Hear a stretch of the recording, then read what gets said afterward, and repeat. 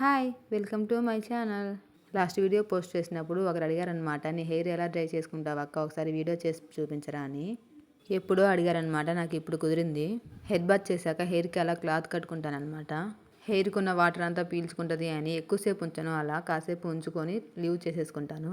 Head bath చేసినప్పుడు జిడ్డు బాగా పోతే తొందరగా ఆరిపోతుంది అనమాట. కొంచెం జిడ్డుగా ఉన్నప్పుడు కొంచెం టైం పడుతుంది ఆరడానికి. నేనైతే ఫ్యాన్ ఎక్కువ స్పీడ్ పెట్టుకొని ఉంటానన్నమాట. బయటికి వెళ్తే మంచిది ఎండలో కాసేపు ఉంటే. కంప్లీట్గా ఆరేదాకా కూడా వెయిట్ చేయను. అలాగని డ్రై మిషన్లు ఏమీ యూజ్ చేయను అనమాట.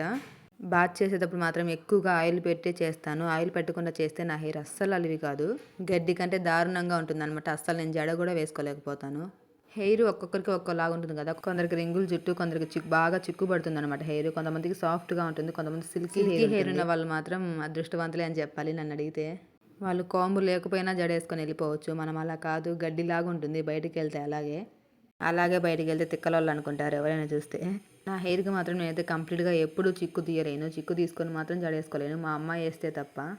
నాకు ఒకరు జడ వెయ్యాలి అన్నా కష్టమే. చిక్కు తీస్తూనే ఉంటే వస్తూనే ఉంటుందన్నమాట.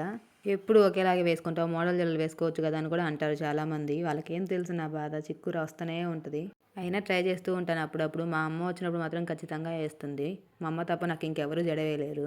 అలా చూడండి, కింద తడిగా ఉందని చూపిస్తున్నాను. అంతా డ్రై అయిపోయినాక కింద తడిగా ఉంటే భలే చిరాకు అనిపిస్తుంది, కారుతా ఉంటే వాటరు. అలా కారకుండా ఉన్నప్పుడే అయితే నేను జడ వేసుకుంటాను అనమాట. కంప్లీట్గా ఆరేదాకా అయితే ఉంటాను. హెయిర్కి ఆయిల్ ఎక్కువగా పెట్టడం తప్ప ఏమి చేయను అనమాట. ప్యాకులు వేయడము ఏమీ వేయను, నాకు ఇష్టం ఉండదు. ఎందుకని అంత ఓపిక కూడా ఉండదులే నాకు. ఆయిల్ కూడా తక్కువగా పెట్టుకుందాము, లైట్గా పెట్టుకోవాలని చూసినా కూడా నా వల్ల కాదనమాట. ఇంకా అని చెప్పేసి ఫుల్గా పెట్టేస్తాను. మా అమ్మ మాత్రం చూస్తే తిడుతుంది, ఇంత ఆయిల్ పెట్టావు మళ్ళీ హెడ్ బాత్ చేస్తావు, పెట్టిన ఆయిల్ అంతా వేస్ట్ కదా అని. మీ అమ్మ వాళ్ళు కూడా ఇంతే అయితే కామెంట్ చేయండి. తిట్టారని చెప్పి మనం పట్టించుకోం కదా, మన పని మనం చేసుకుంటూనే పోతాం. ఎలాగైనా లాంగ్ హెయిర్ని మెయింటైన్ చేయాలంటే కొంచెం కష్టమనే చెప్తాను, కానీ తప్పదు. మా అమ్మ కట్ చేస్తానంటేనే ఒప్పుకోదు అసలు. ఇలా కంప్లీట్గా డ్రై అవ్వకముందే హెయిర్ జడ వేసుకుంటాను అనమాట.